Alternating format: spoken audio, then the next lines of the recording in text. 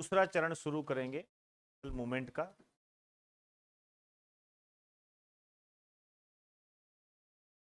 नए पेज से हेडिंग डाल दीजिए, द्वितीय चरण।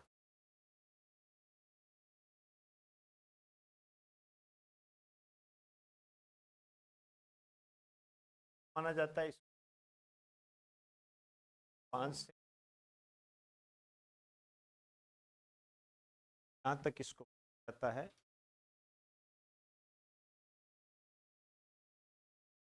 लिख दीजिए ये उग्रवादी युग के नाम से भी जानते हैं।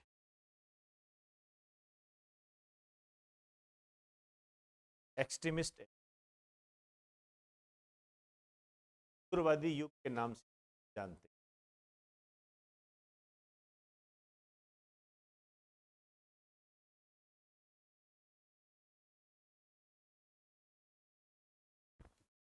नई लाइन से लिख,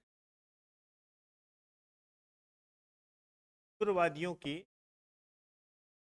आंदोलन पद्धति।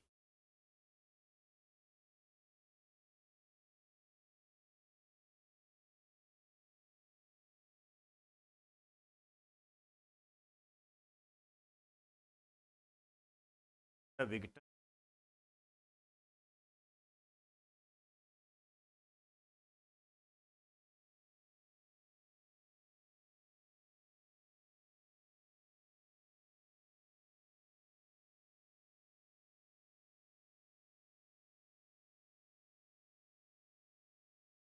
पैसिव रेजिस्टेंस,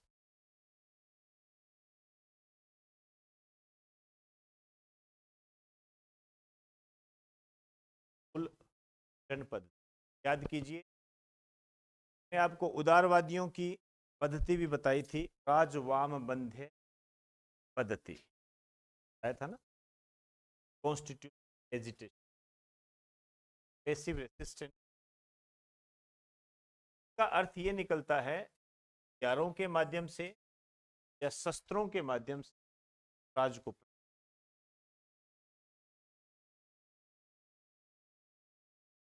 हथियारों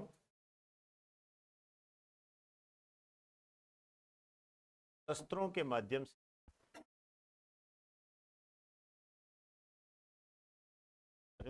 या शस्त्रों के माध्यम से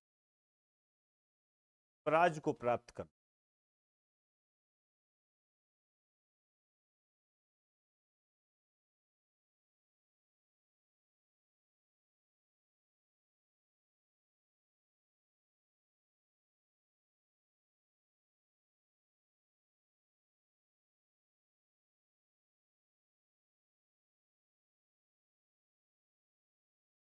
'हेडिंग डाल दीजिए, उग्रवादी युग के उदय के कारण जानकारी होनी चाहिए का उदय कैसे हुआ।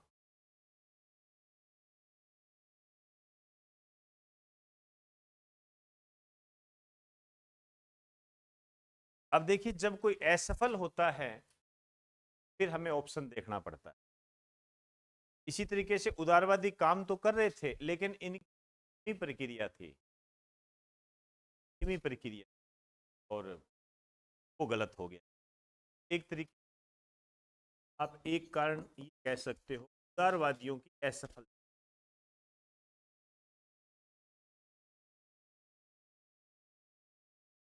उदारवादियों की असफलता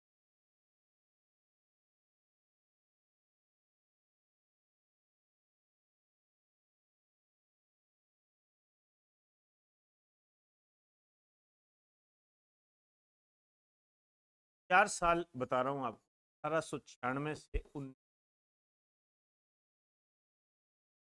4 साल है, भयंकर साल थे यहाँ पर भारत में अकाल की स्थिति।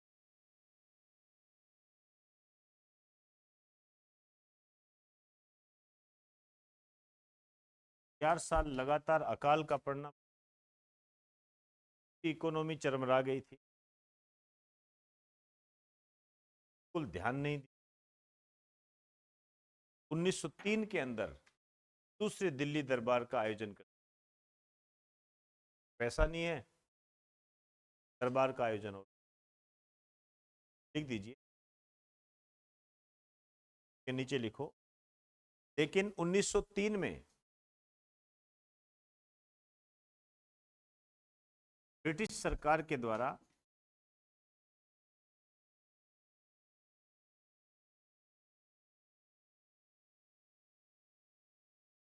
दूसरे दिल्ली दरबार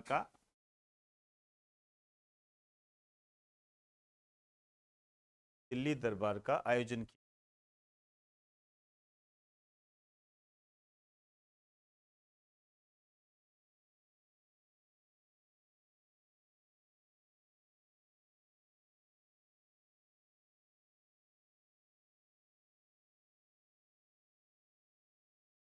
बात है, यदि सरकार कोई काम करेगी तो उसका वहन कौन करेगा? टैक्स के रूप में पैसा मिलता था तो टैक्स बढ़ा देंगे करने के लिए। जब टैक्स बढ़ जाता है तो क्या होता है? महंगाई बढ़ती है तो बचत कम होती है। इकोनॉमिक्स का हमेशा बचत जब कम होता है तो इन्वेस्टमेंट कम होता है। हाँ, इन्वेस्टमेंट कम होता है, फिर वही रूटीन रहता है कि उत्पादन की प्रक्रिया धीमी। प्रोडक्शन तभी होगा जब इन्वेस्टमेंट तभी होगा जब बचत होगी, और बचत तभी होगी जब आप पैसे बचाओगे, और बचेंगे तब जब महंगाई बैलेंस में हो। बैलेंस में महंगाई कम होना भी थोड़ा सा नेगेटिव इफेक्ट होता है। बैलेंस में हो, आउट ऑफ कंट्रोल। तीसरा लिख दीजिए, सरकार की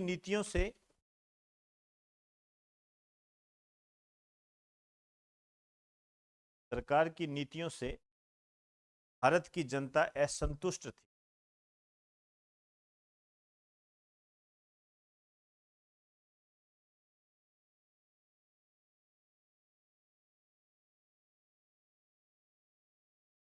गवर्नमेंट की जो पॉलिसी थी जनता सब मानती नहीं थी और गलत मानती थी।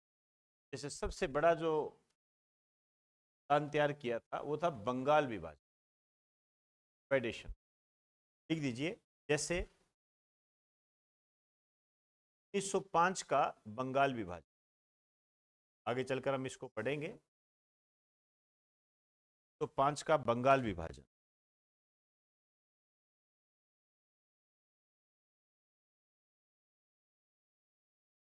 चौथा लिखिए,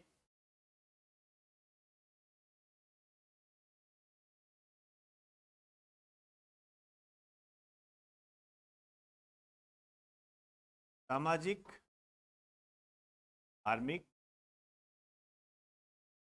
हर आंदोलनों का प्रभाव।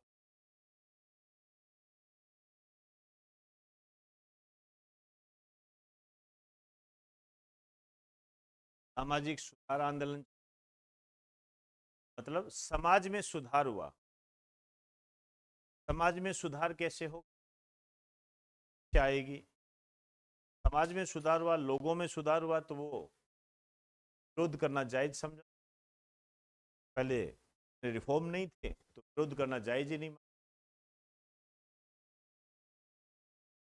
धार्मिक क्रियाओं के माध्यम से, धार्मिक क्रियाएं मतलब जैसे हर धर्म में ये कहा जाता है कि कामी है वो अपराध है, पाप है, जागृति।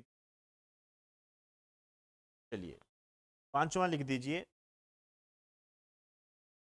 अंतरराष्ट्रीय घटनाक्रम।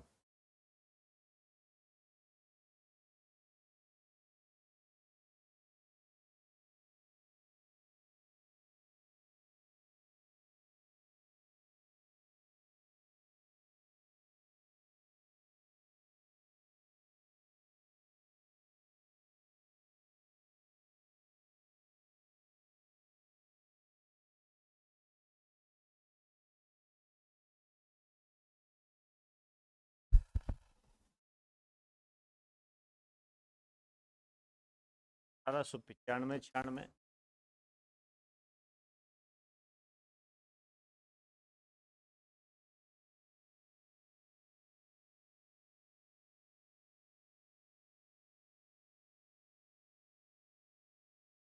अब 95-96 में क्या हुआ था?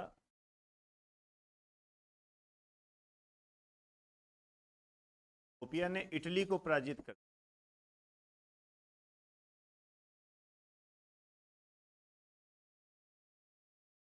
इथियोपिया ने इटली को पराजित कर 1904-5 में जापान ने रूस को पराजित कर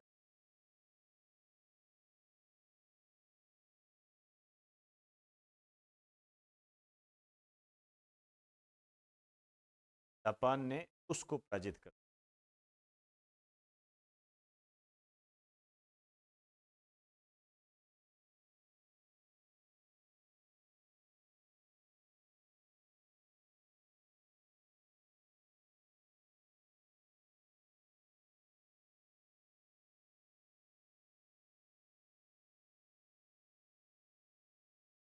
ये दो घटनाएं घटित हुई।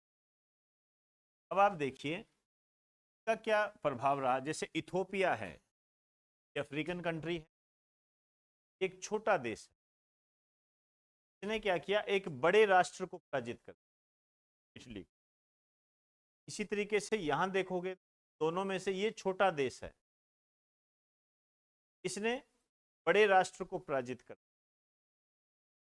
मोटिवेशन आया लोगों में, जब इन छोटे छोटे राष्ट्रों ने बड़े राष्ट्रों को पराजित कर दिया, हम क्यों नहीं कर सकते, हमारे में क्या कमी है। एक तरीके से मोटिवेशन की भावना आई और ये उग्रवादी युग के उदय का कारण रहा।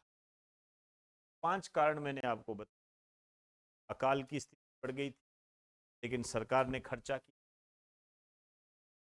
उदारवादी कोई अपनी सक्सेस नहीं दिखा पा रहे थे, प्रोग्रेस बहुत धीमी थी। इसके अलावा समाज सुधार आंदोलन में राजा राम मोहन राय, विवेकानंद प्रेरणा मिली।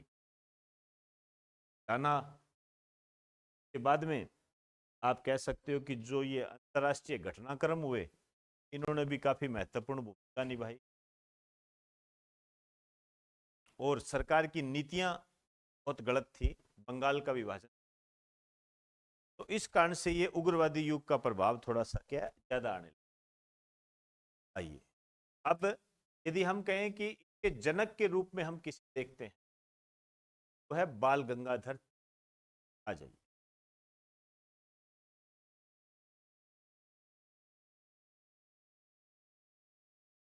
नए पैराग्राफ से लिखिए, भारत में उग्रवादी युग का जनक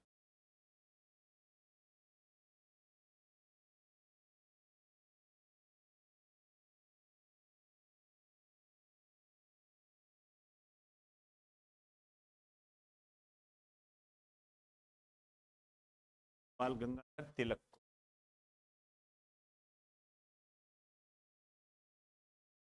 बाल गंगा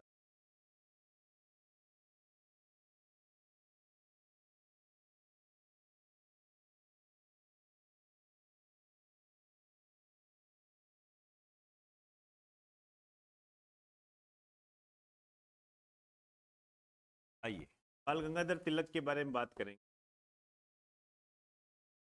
एक तो इसका का पूरा इंपॉर्टेंट पूरा टॉपिक, जब तक बाल गंगाधर तिलक की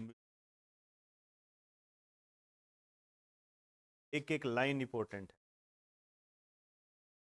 कि भारत में राजनीतिक असंतोष का जनक, मदर ऑफ पॉलिटिकल अनसेटिस्फेक्शन इन।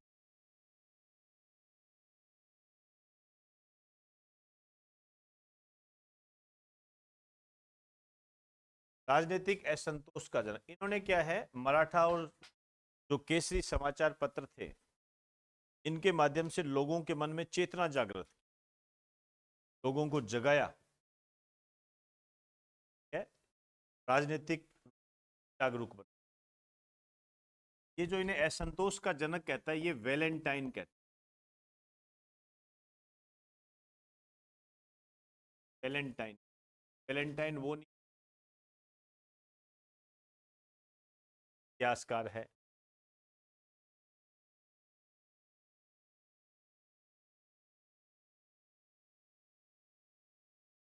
का जो निक नेम है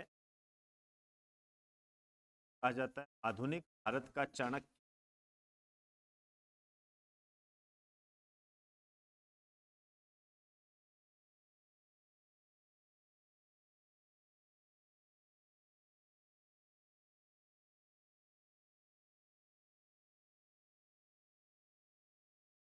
भारत का राजवाद।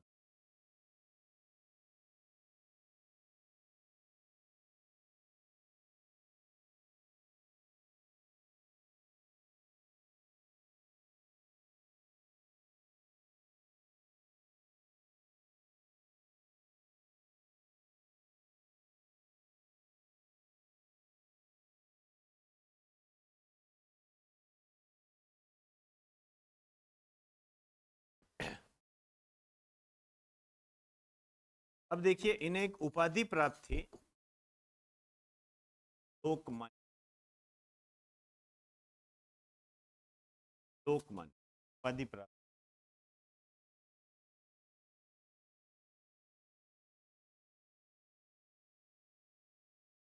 लोकमान्य, और ये महाराष्ट्र की जनता ने इन्हें उपाधि दी। लिख दीजिए, ये उपाधि महाराष्ट्र की जनता ने दी।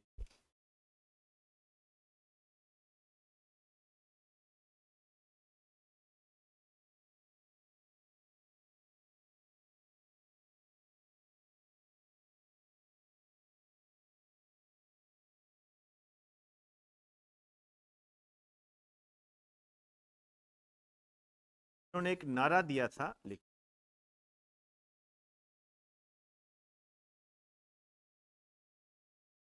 स्वराज मेरा जन्मसिद्ध अधिकार है, इसे मैं लेकर रहूंगा।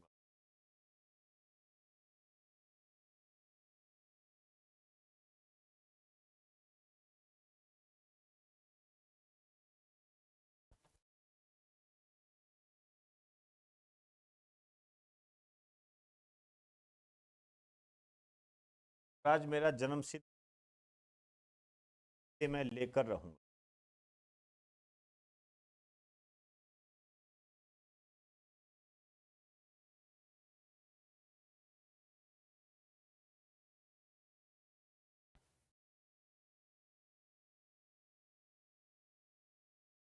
देखो, ये जो नारा दिया था इन्होंने, तो आप समझ जाओगे बाल गंगाधर तिलक। लेकिन क्वेश्चन ये है कि ये नारा कहां दिया गया था। ये दिया गया था 1916 के कांग्रेस के लखनऊ अधिवेशन।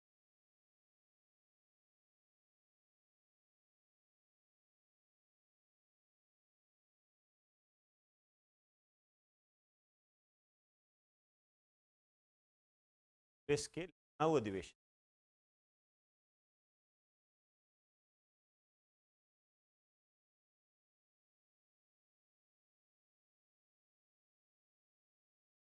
अब ये स्वराज शब्द है, ये बहुत महत्वपूर्ण है। तीन चार क्वेश्चन बड़े पेट है। एक तो यही है कि स्वराज शब्द किसने, लेकिन इसमें बड़ी आती है। कई बार आपके ऑप्शन में दयानंद सरस्वती दे देता है, कई बार बाल गंगाधर तिलक दे देता। तो आपको दोनों रूपों में इसे बता दूंगा। तीसरा जो क्वेश्चन इस पे बनता है वो ये बनता है कि स्वराज की मांग करने वाला पहला भारतीय कौन था। एक तो स्वराज शब्द किसने दिया, अलग क्वेश्चन। स्वराज की मांग करने वाला भारतीय कौन था पहला, ये अलग बात है। दादा भाई नौरोजी, आगे चल बात करेंगे।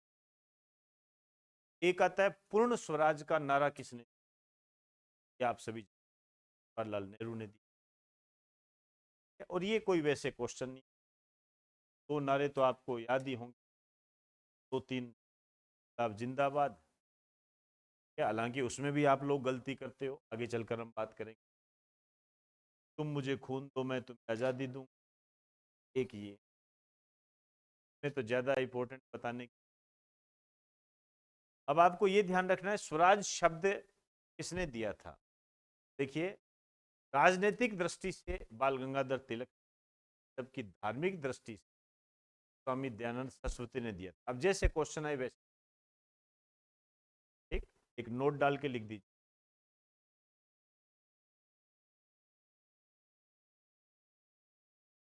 देखिए, राजनीतिक दृष्टि से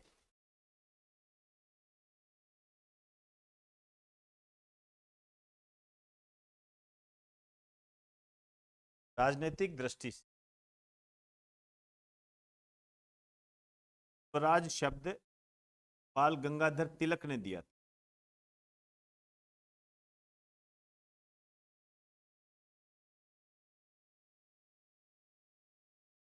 बाल गंगाधर तिलक ने दिया, जबकि धार्मिक दृष्टि से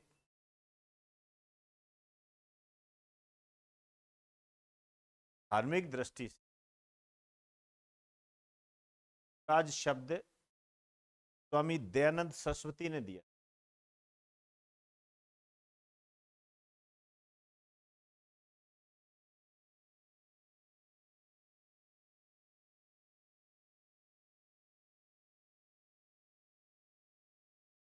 धार्मिक दृष्टि से राज शब्द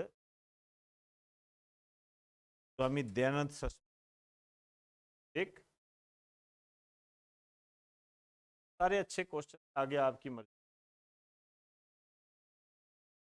एक बात और है, उन्होंने क्या है गोपाल कृष्ण गोखले को भारत का हीरा कहा था। क्वेश्चन ऐसे बना हुआ है, गोपाल कृष्ण गोखले को भारत का हीरा किसने, बाल गंगाधर तिलक। मैं चाहूंगा कि इसको है ना, आप वो जो आपको लिखाया था, आ जाओ, ये ज्यादा इधर आ जाओ।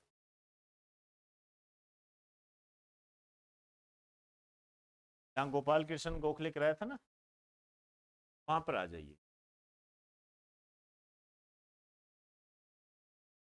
पे लिखो भारत का हीरा।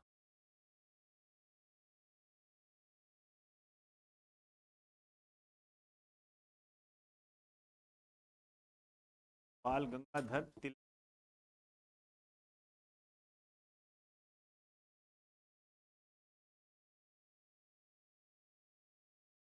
बाल गंगा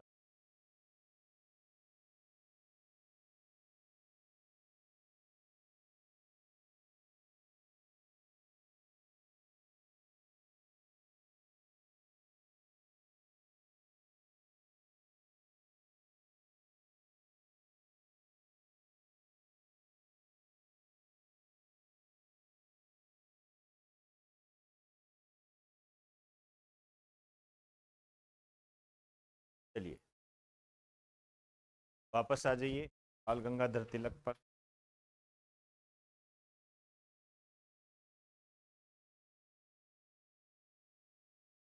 वापस बाल गंगा समाचार पत्र। बाल गंगाधर तिलक दो समाचार पत्र डालते थे।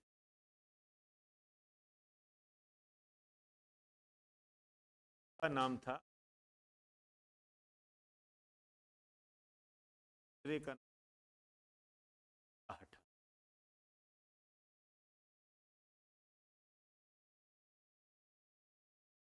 तीसरी की भाषा मराठी थी।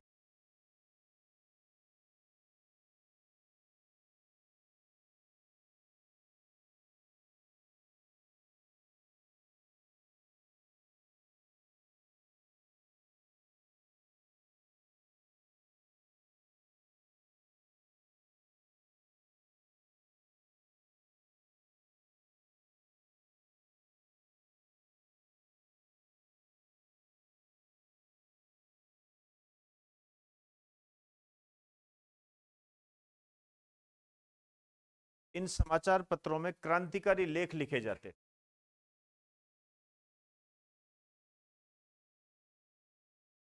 समाचार पत्रों क्रांतिकारी लेख लिखे जाते थे।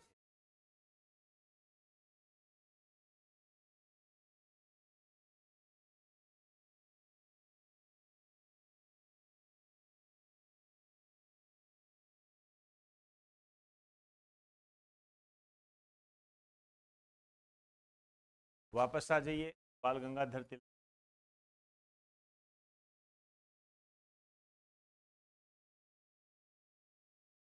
उन्होंने कांग्रेस पर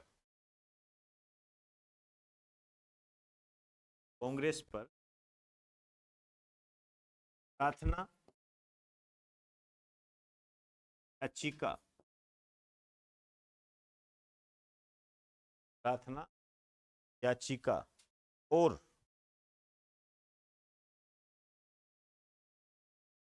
विरोध की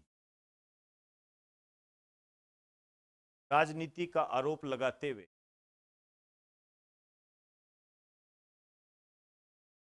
कांग्रेस पर प्रार्थना याचिका और विरोध की राजनीति का विरोध और विरोध की राजनीति का, दोबारा बोल देता हूं भाई, कांग्रेस पर प्रार्थना याचिका और विरोध की राजनीति का आरोप लगाते हुए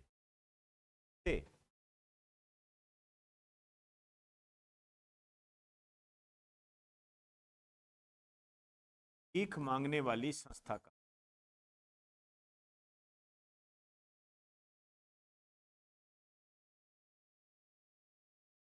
भीख मांग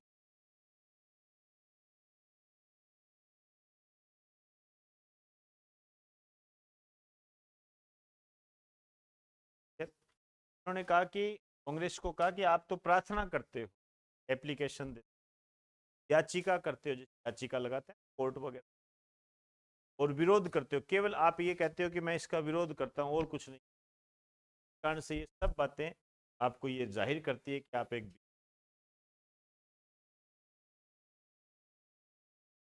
नई लाइन से लिखिए, बाल गंगाधर तिलक की लाइन से लिखिए, इन्होंने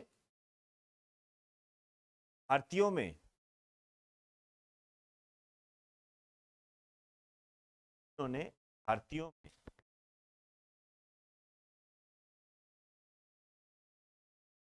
राष्ट्रवाद की भावना को,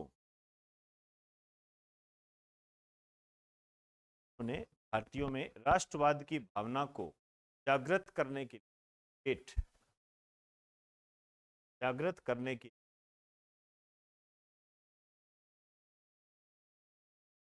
दो प्रकार के महोत्सव का आयोजन,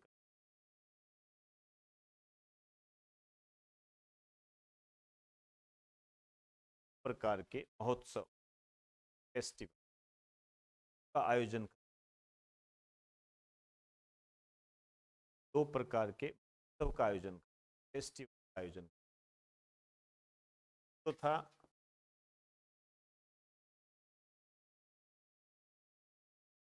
गणपति महोत्सव,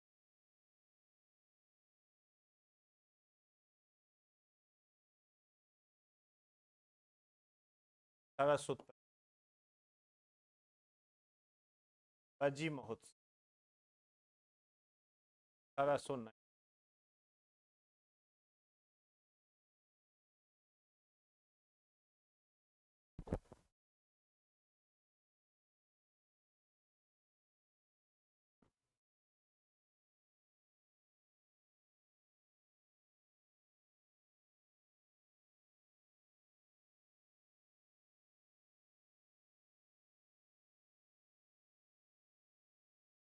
अब देखिए इनसे कैसे राष्ट्रवाद की भावना जागृत होगी।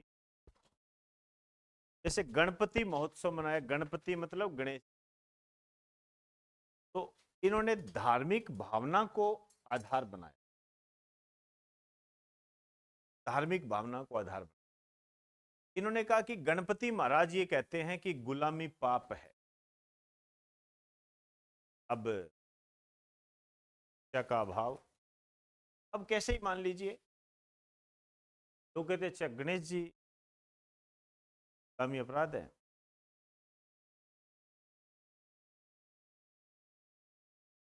ये बात को ये है धार्मिक भावना को लेकर किया, धार्मिक भावना और मान के चलना, ये भारत के संदर्भ में यदि अपने कहें कुछ भी किया जा सकता है, हम चाहे कितना ही पढ़ लिख जाएं, हम चाहे कितना ही आधुनिक हो जाए, कुछ भी हो जाए, लेकिन हमारे कोने में ये बात दबी हुई है, दबी हुई है। हालांकि ईश्वर ये कहता है कि जीव हत्या अपराध है, जीव हत्या पाप है, ईश्वर कहता है ये। लेकिन फिर भी यदि हमारे भगवान के बारे में या हमारे धर्म के बारे में कोई बुरा बोल दे तो हम उसको मार देते हैं। हालांकि इसके बैकग्राउंड में ईश्वर ये कहता है कि जीव हत्या अपराध। अब सोचिए, मतलब हम क्या करते हैं, क्या करने बोला गया है। धर्म के आधार पर करवाया जा सकता, बड़ी बात नहीं, हमारी आस्था के केंद्र होते। अब वही बात है ना यार, फीलिंग को जिसने टच कर दिया गया काम। फीलिंग बहुत बड़ी, भावना बहुत बड़ी चीज होती है।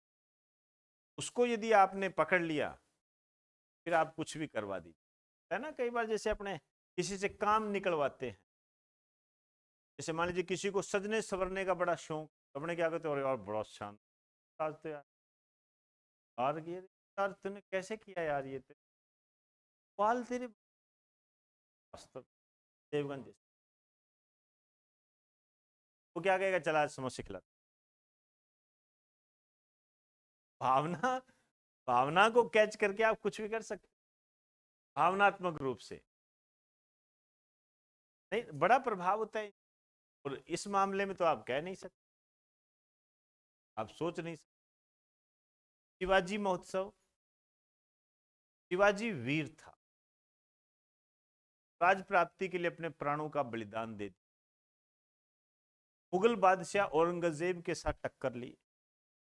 इसकी गाथा को इस महोत्सव में गाया गया, बताया गया कि शिवाजी ऐसा वीर। अब ये वही बात है मोटिवेशन से संबंधित।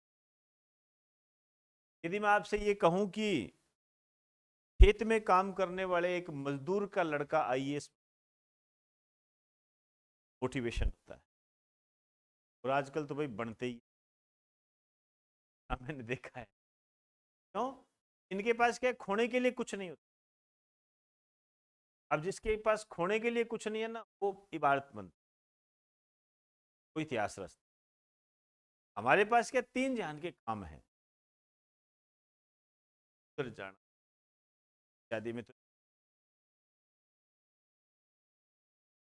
जाना पड़ेगा, अरे यार क्या करें, दिल से नहीं, भावना अंदर डाल रखी है सारी चीजें। यार अब कुछ भी हो यार, थोड़ा सा बाल बूल तो ढंग से। क्यों? जेब में पैसों की कुलकुली मस्ती है, इन्हें कहीं तो लगाएं, कुछ घर वालों ने दे रखे हैं। तो ये जो काम है ये हमने बांध रखे हैं, जबकि ये काम जो है ना, काम है ही नहीं, है ही नहीं। इसी कारण से जो बीच के लोग होते हैं, मध्यम वर्गीय परिवार है, वो ना तो गरीबी को बर्दाश्त कर पाता है, ना अमीर होने को बर्दाश्त कर पाता, वो बीच में रहता है। अब ये जो गरीब वर्ग के लोग होते हैं, इनके पास क्या, कुछ नहीं होता है। इनको पता है नौकरी नहीं लगा, गए काम से, इस कारण से वो लग जाते। मैंने मेरी क्लास में जितना देखा है, इस प्रकार के लोग ज्यादा मिलते। तो खोने के लिए कुछ, मेहनत करते हैं, पढ़ते हैं, थोड़े से अमीर होते हैं। अब पढ़ना हर किसी के बस की बात नहीं होती, बात है वो याद करना पड़ता है। अब ये भी है, बाल गंगाधर तिलक आ गया, थोड़ी देर पहले दादा भाई थे। कौन पढ़े, कौन ब्रिटेन गया, कौन इंग्लैंड गया, भगवान जाने क्या किया। यार मैं तो, मेरा काम घर का ही काम कर, ऑप्शन होता है। लेकिन जिसके पास ऑप्शन, एक एक मूवी आई है, 10वीं 12वीं पास है, 12वीं फेल, आप देखना।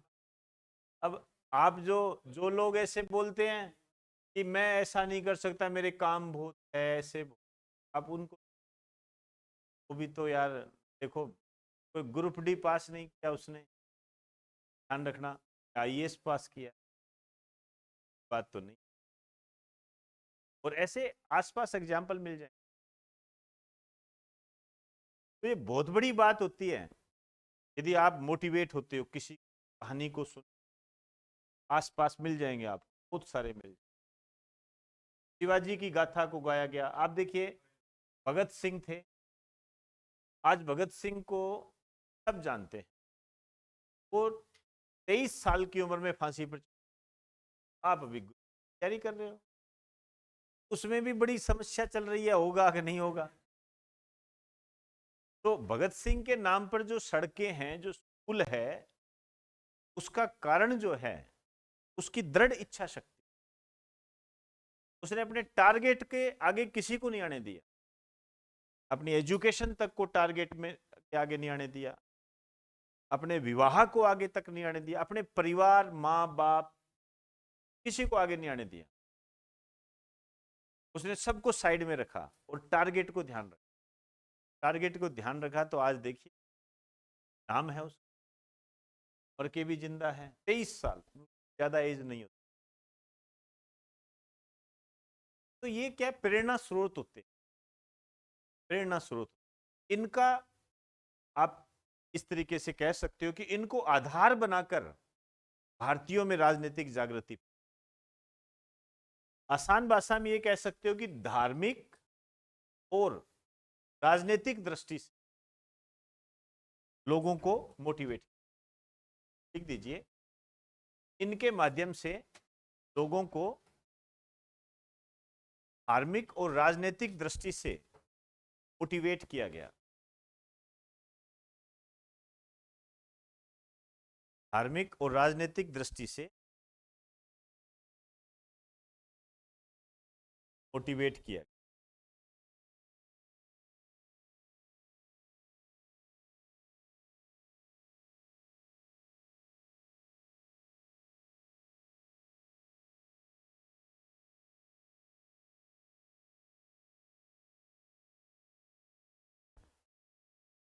रहा। अब ये था इनका, समझ में आई जी बात सारी, चीजों को समझने का प्रयास करना।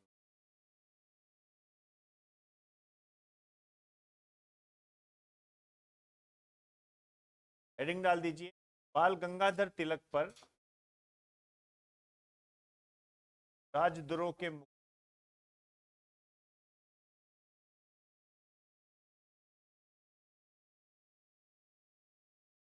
राजद्रोह के मुकदमे, 2 मुकदमे राजद्रोह के।